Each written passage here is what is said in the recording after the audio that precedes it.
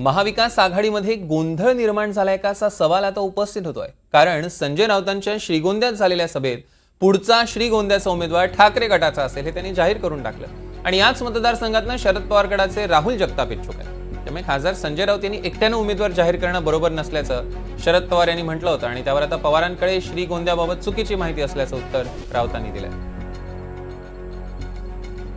आणि उद्धव ठाकरेंच्या नेतृत्वाखालच्या शिवसेना असं हे तीन पक्षात एकत्रित निवडणुकीला जायचं म्हणल्यानंतर कुठली एक जागा असेल तर ती एक केल्यात कुणी लढवावी या संबंधीचा सुद्धा विचार केल्यामुळे आणि एक वाक्यता करावी आणि ती प्रक्रिया सध्या चालू आहे।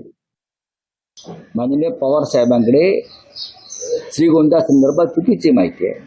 प्रत्येक पक्ष घटक पक्षातला आपापल्या उमेदवारांना काम करण्यासाठी एक संदेश देत असतो की आपल्याला निवडणुका लढायच्या आणि 288 मतदारसंघामध्ये आमची तयारी आहे। पक्ष आहे, उमेदवार कोणी जसं आता कागलला सत्यजित घाडगे आहेत,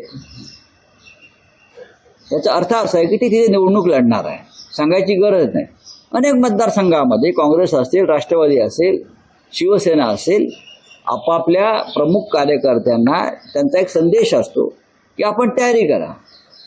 श्रीगोंदाच्या बाबतीमध्ये एवढं काय घडतंय मला माहीत नाही, पण श्रीगोंदा हा काय हॉट विषय नाही आहे। श्रीगोंद्यामध्ये महाविकास आघाडीचा आमदार जिंकेल मला माहिती आहे आणि तो जिंकायलाच हवा। कोणीही कुठेही उमेदवारी जाहीर केलेली नाही।